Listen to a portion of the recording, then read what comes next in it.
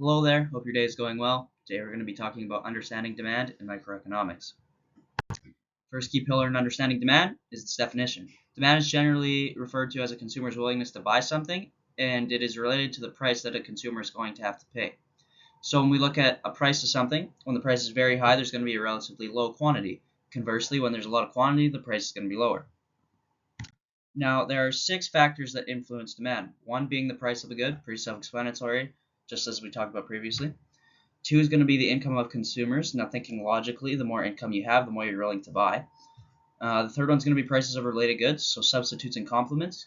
We may have a substitute. We're going to look for the cheaper substitute, which increases or decreases the demand.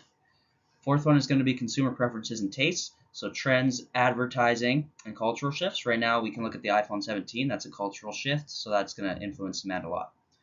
Fifth one is going to be expectations of future prices or income. So if people expect prices to rise, they're going to buy more now. I usually think of toilet paper from COVID as an example of this. Number 6 is going to be number of buyers in the market. So again, very self-explanatory. The more buyers you have, the more likely there's going to be higher demand. This is illustrated by the graphs at the bottom of the screen here. So there are 2 things that happen on the demand curve. There's one being a movement in demand. The second is a shift in demand.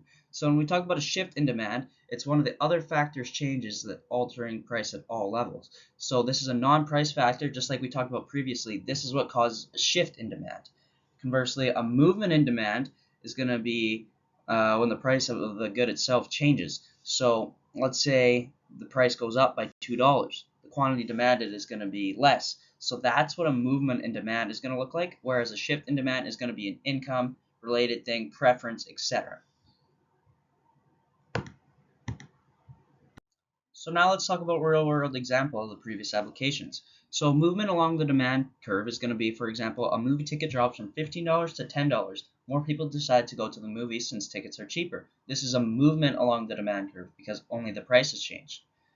Now when we talk about a shift on the demand curve, let's suppose that a plant-based meat company becomes more popular because of health trends and environmental awareness.